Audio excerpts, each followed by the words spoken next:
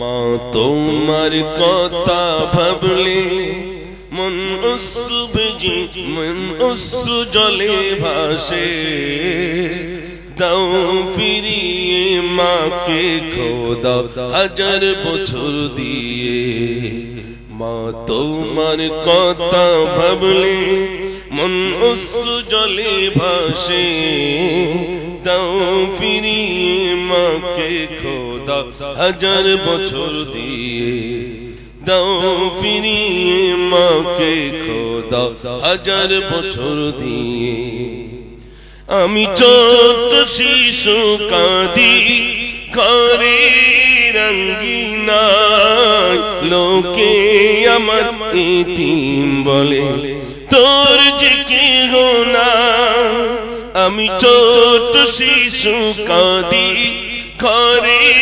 রঙ্গিনায় লোকে আমার এতিম বলে তোর যে কেহ না চোখে বই ঝরনা ধারা গহীন করে দেখা দু চোখে বই ঝরনা ধারা গহীন করে দেখা ভাবি আমি ডাকবে আমায় কখন মুচকি হেসে মা তোমার কথা ভাবলে মন অশ্রু জলে ভাসে দাও ফিরিয়ে মাকে খোদা হাজার বছর দিয়ে দাও ফিরিয়ে মাকে খোদা হাজার বছর দিয়ে আমি সকলের কাছে দোলাই দোলে নবীজি আমার দোলতে ঘুমায় দোলাই দোলে নবীজি আমার দোলতে ঘুমায় হুর পরীরা দরুদ পড়ে মোর নবীকে শোনায় সাই মায়েশে দোলাতে বলে মোর সোনা ঘুমা সাই মায়েশে দোলাতে বলে মোর সোনা ঘুমা আল্লাহুম্মা হাসান হুসেন দুই সিতারা হঠাৎ খেয়াল হলে ছুটে এসে উঠতো তারা কমলিওয়ালার কোলে কহে তোরে সুরমা মাটি চার নয়নে আকা রোজ নিশিদিন দু কপালে চাঁদিতে নূর টিকা সূর্যমুখী সোনার মালা পরিয়ে দিত গলায় সোনা ঝরা রোদের তারা খেলত লতা তুলা ধুলা বলি কাকর নিয়ে খেলা কতম হলে ছুটে এসে উঠতো তারা কমলিওয়ালার কোলে আল্লাহুম্মা সাল্লি সাজি গুম্বদ वाले मंजूरी दुआ करना जब वक्त नज़र आए दीदार अता करना ऐसा जी गुंबद वाले मंजूरी दुआ करना जब वक्त नज़र आए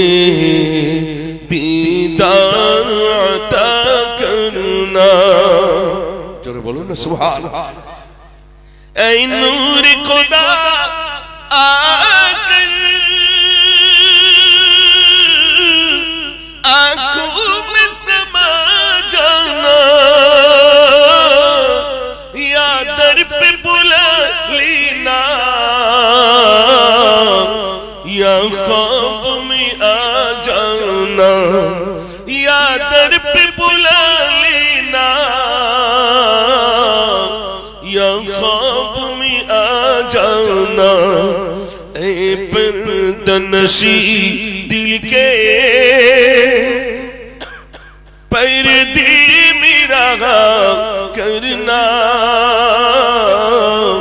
जब वक्त नज़र आए दीदार अता करना। अल्लाहुम्मा सल्ले अला दीजना कादी कुलसुम कादी सकीना, कादी जैना कादी कुलसुम कादी सकीना। खाली दुल दुल फिरे लो, खाली दुल दुल फिरे लो, हुसैन लो ना, कादी जैना कादी कुलसुम कादी सकीना, कादी जैना कादी कुलसुम कादी सकीना। अल्लाह मदीनार अली गली कोथाय नबीजिर कदम धुली, देखी मदीनार अली गली कोथाय नबीजिर कदम धुली। যতন করে রাখবো তোমায় পাক মদিনার ধুলাবালি, দেখি মদিনার অলি গলি কোথায় নবীজির কদম ধুলি। কি সাদের নাম প্যারা নবী, ডেকে তো সাধ মেটে না, তোমার গুণগান যতই জপি তুমি দিলেই রাইনা। তোমার নামে গীতিছি মালা, তোমার নামে গীতিছি মালা, নেব তোমার চরণ ধুলি, দেখি মদিনার অলি গলি কোথায় নবীজির কদম ধুলি। জোরে বলুন না সুবহানাল্লাহ।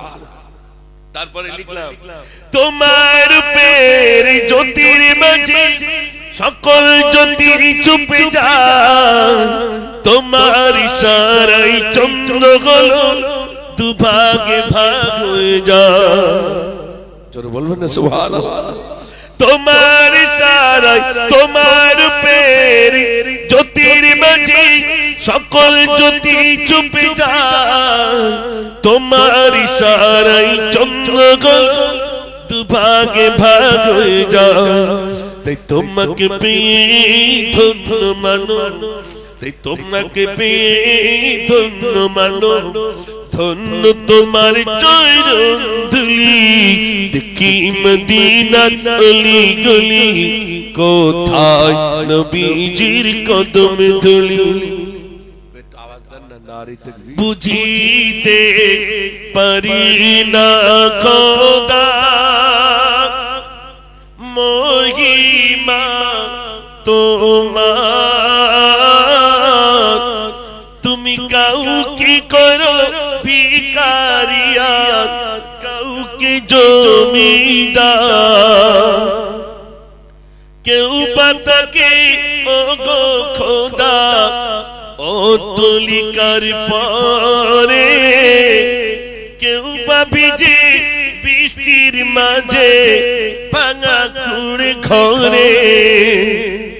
এই তো তোমার লীলা খোদা, এই তো তোমার খেলা, মানুষ করে পাঠালেন খোদা শ্রেষ্ঠ বলিয়া।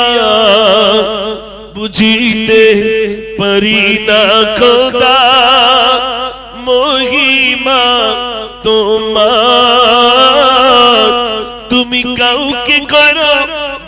কারিয়ার কাউকে জমিদার নারী সেজে উঠেছে চারিদিকে শোরবিত সুর আসবে জিরাগাবার কায়নাতি সরকার ডাক এসেছে তো প্রভু ইয়া রাসূল বলিবার অনন্ত ঢেউ যেন বলছে ডেকে এসো হে বন্ধু আমার এসো হে বন্ধু আমার এসো হে বন্ধু আমার এসো হে বন্ধু আমার সিদরাতুল মুনতাহা জিবরিল বলে এখানে শেষ আমি পারবো না যেতে জিবরিল সিদরাতুল মুনতাহা জিবরিল বলে এখানে শেষ আমি পারবো না যেতে নূরের ঝলকে পুড়ে যাবে সবই নূরের ঝলকে পুড়ে যাবে সবই বড় সাদেরি ডানা যে আমার ইয়া রাসূল বলিবার অনন্ত ঢেউ যেন বলছে ডেকে এসো হে বন্ধু আমার এসো হে বন্ধু আমার এসো হে বন্ধু আমার এসো হে বন্ধু আমার সুরে সুরে তব নাম গাই মদিনার মিনারে সেই নাম হয় আজান সুরে সুরে তব নাম গাই মদিনার মিনারে সেই নাম হয় আমি তো বারে বারে ডাকি তোমায় নামাজি দাঁড়িয়ে সেজদায় গিয়ে বলি শুধু আমি আল্লাহ ও গো আল্লাহ ও গো আল্লাহ ও গো আল্লাহ ও গো আল্লাহ সোনের পাখি আর জোনাকি এত রং আজ কোথায় পেলি যার কোনো গান করেছে তারা মুখে আছি শুধু মধুর বলি এসব কিছুই সবই তোমার এসব কিছুই সবই তোমার তুমি যে রহমান তুমি দয়াবান তুমি তো মোদের আল্লাহ ও গো আল্লাহ ও গো আল্লাহ ও গো আল্লাহ ও গো আল্লাহ নারী তাকবীর ও যুবক ভাই শুনবি সবাই একা ফোন চোরির ঘটনা এই ঘটনা জানার কিতাবে গাজালি হুজুর ছিল না ও যুবক ভাই শুনবে সবাই একা ফোন চোরির ঘটনা ইমাম গাজ্জালি রাহমাতুল্লাহ আলাইহির একটি কিতাব কিতাবটার নাম হলো মুকাশশাফাতুল কুলুব এই গ্রন্থের ভিতরে ঘটনাটি উল্লেখ আছে যেটা আমি গজল আকারে লিখলাম এই যুবকটি অন্যায় কি করলো যুবকটা অন্যায় করে হযরত ওমর ফারুক রাদিয়াল্লাহু তাআলার কাছে গিয়ে বলছে হুজুর বলছে বলো হযরত ওমর এক যুবককে সঙ্গে নিয়ে আসিল বলিল ওমর ইয়া রাসূলুল্লাহ এই যুবক মরে কিছু কহিল শুনিয়া আমি বলি বেঈমান তুমি দিশারি তুমি পাবে না চলো চলে যাই হুজুর যে তাই শোনাবে তোমার ঘটনা হযরত ওমরের কাছে একটা যুবক এসে বলছে হুজুর জীবনে অনেক অন্যায় করেছি ক্ষমা হবে তো হযরত ওমর বলছেন কি অন্যায় করেছো বলছে আমার অন্যায় হলো এই মানুষ মরে গেলে কাফনের কাপড়টা চুরি করে বিক্রি করি আর তার সঙ্গে আমি জেনা ব্যভিচার করি হযরত ওমর শুনি রেগে গেছে হযরত ওমর রাগী না ঠান্ডা রাগী ধরে নিয়ে বলে চলো আল্লাহ রাসূল সাল্লাল্লাহু আলাইহি সাল্লামের কাছে চলো আল্লাহ রাসূলের কাছে এসে বলছে, হুজুর এই ছেলেটা কি বলছে আপনি একটু শোনেন, আমি সহ্য করতে পারছি না ওর অন্যায়ের কথা শুনে। নবীজি এবার যুবককে জিজ্ঞেস করছে, যা যুবক বলো। হুজুর বলেন, ওরে যুবক কি গুনাহ তুমি করেছো, কেন যে তোমার মুখটি বলি, কেনই বা তুমি কাঁদিছো। কাঁদিতে কাঁদিতে বলে যুবক, আমি করেছি বহুত গুনাহ, মানুষ মরিলে চুরি করে কাফন করিতাম বেচা কেনা। হুজুর আমি অনেক গুনাহ করেছি। কি গুনাহ করেছো বাবা? হুজুর মানুষ মরে গেলে কাফনের কাপড়টা ছিনিয়ে নিয়ে চুরি করে ওটা আমি আবার বাজারে বিক্রি করতাম। আল্লাহর নবী সাল্লাল্লাহু আলাইহি সাল্লামের কাছে যুবক কি বলছে শোনেন। যুবক বলে, ইয়া রাসূলুল্লাহ নেই যে আমার গুনাহ গাথা, আমার গুনাহ গাথা নেই। কত মানুষের কবরে ঢুকেছি, সবই তো আমার মনে গাথা। খোদা পাকের ভয় আছে কি, আমার মন তো বলে না। আমার মনে আল্লাহর ভয় নেই, আমার মন সাড়া দিচ্ছে না যে আল্লাহর ভয় আমার অন্তরে আছে। কেন এসেছি বলবো আমি আমার জীবনের ঘটনা। হুজুর আমার জীবনের ঘটনাটা আপনাদের কাছে, আপনার কাছে আমি একটু বলবো। কাফন চুরি ওটা তো আমার কাছে মামুলি ব্যাপার। কি অন্যায় করেছো ও যুবক ভাইরা, আপনারা এরকম কাজে নিয়োজিত হননি। আর এই যুবক কি অন্যায় কাজ করলো রাসূল করিম সাল্লাল্লাহু আলাইহি সাল্লামের কাছে এলো, শোনেন। যুবক এবার বলছে, হুজুর একদিনের এক করুণ ঘটনা, মারা গেল এক মহিলা। শুনিয়া আমি দেখতে গেলাম, দেখি সামনে চলে সেই কাফেলা। তাতি রয়েছে সুন্দরী নারী, তাতি রয়েছে সুন্দরী নারী, তার সাথে কি বলবো না। মানে যুবক বলছি, ইয়া রাসূলুল্লাহ আমি সামনে যখন একটা মানুষ গ্রামে যখন মারা গেল ওই মহিলা, আমি আস্তে আস্তে জানাজা পড়তে গেছি। কোথায় কবরটা হবে আমি দেখতে গেছি। আস্তে আস্তে দেখলাম কবরটা কোথায় আছে। দেখে এসে ঠিক গভীর রাতে আমি চলতে গেলাম। গভীর রাতে যুবক বলছে, হুজুর গভীর রাতে আমি গিয়ে এবার কবরটা খুঁড়তে শুরু করেছি। মন দিয়ে শোনে। কি চুরি করবে ভাই? কাফনটা চুরি করবে। খননের কাজ শেষ হয়েছে, আমি দিলাম জিরোয়ানা। কে জানো মন বলিতেছে, ওরে যুবক তুই যাবি না। এত সুন্দর নারী পেলি যে না ব্যভিচার করবি না। তার রূপের জ্যোতি করবে ক্ষতি, তার সাথে কি মিলবি না। কাপড়ের কাপড়টা ছিনিয়ে নিয়েছিস ঠিক আছে, তা ওই সুন্দরী নারীর সঙ্গে একটু জেনা ব্যভিচার করবি না।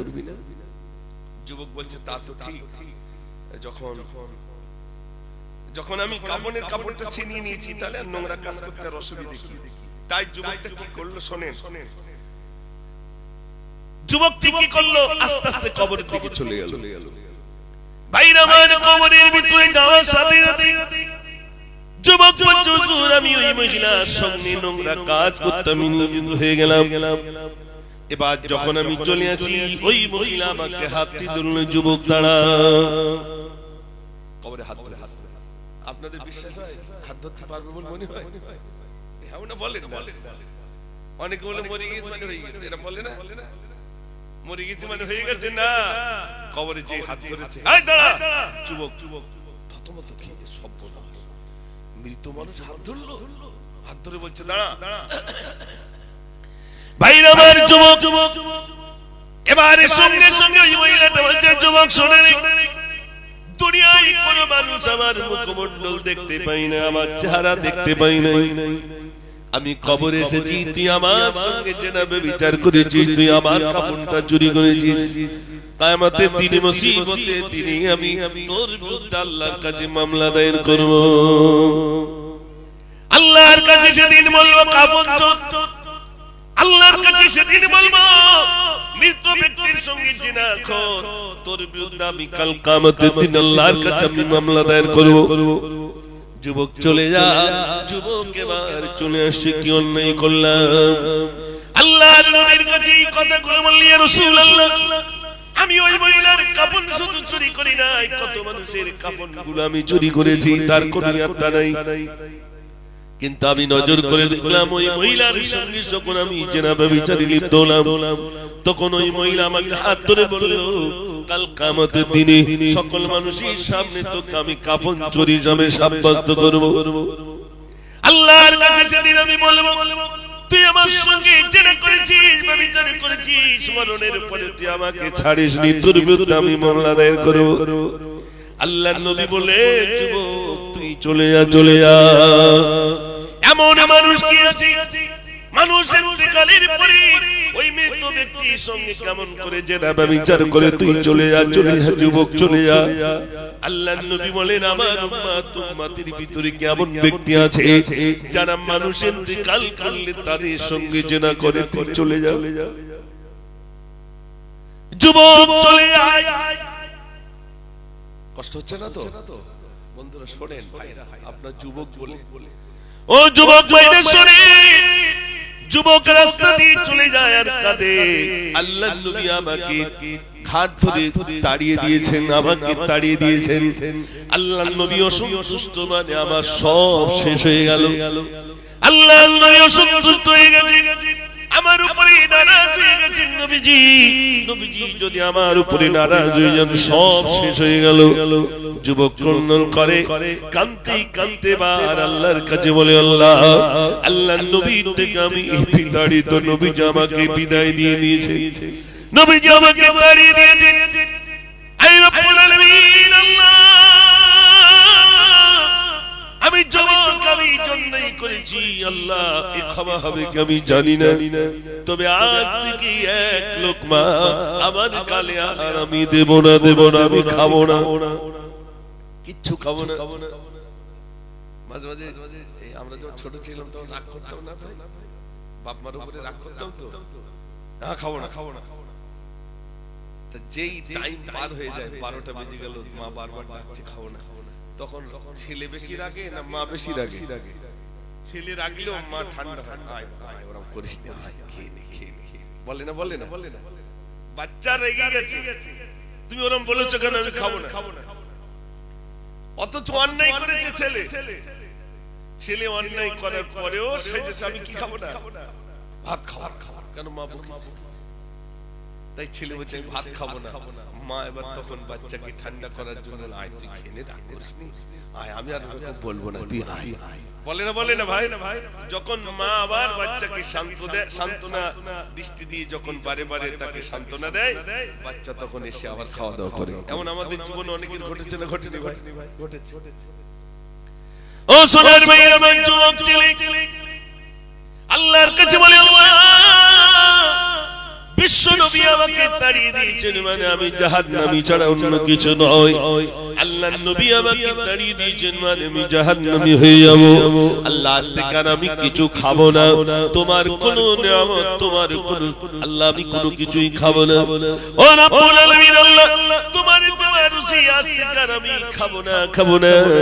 একদিন চলে গেল, দ্বিতীয় দিন চলে গেল, এক কিঞ্চিত পরিমাণ পানি থেকে দূরের কথা কিছুই খাই না। জঙ্গলের এক কোনায় পড়ে চুপটি করে রইল। আমার আল্লাহ বলেন, আমার বান্দারে কাঁদিস না, কোন বান্দা যদি ভুকা থাকে আমি আল্লাহ সহ্য করতে পারি না। একটু জোরে বলুন না সুবহানাল্লাহ। আমার বান্দা ভুকা থাকলে আমি আল্লাহ সহ্য করব না। আল্লাহ রাব্বুল আলামিন বলেন, বান্দারে কাঁদিস না, কাঁদিস না, কাঁদিস না। ওরে আমার বান্দা, আমার বান্দা যদি ভুকা থাকে, বান্দি যদি ভুকা থাকে, আমি আল্লাহ সহ্য করতে পারি না। ওরে আমার বান্দারে, তোর তওবায় আমি খুশি হয়ে গেলাম, তোর তওবায় খুশি হয়ে গেলাম। ওরে আমার বান্দা, তুই এমন তওবা করেছিস, আমার আল্লাহ যদি আমাকে ক্ষমা না করে আমি ততক্ষণ পর্যন্ত এক লোকমা আমি খাবো না। আমার বান্দারে একদিন দুদিন তিন দিন যখন অতিবাহিত হয়ে গেল, আমার বান্দার পেটের দিকে আমি তাকালাম, আমার বান্দার দিকে আমি নজর দিলাম, রহমতের দৃষ্টি দিলাম। আমার বান্দার ওই তওবায় আমি এত খুশি হয়ে গেলাম। আল্লাহ বলেন, বান্দারে যা যা যা যা, আমি আল্লাহ তোর জীবনের ত্রুটিগুলো আমি রব্বুল আলামিন ক্ষমা করে দিলাম। একটু জোরে বলুন না সুবহানাল্লাহ।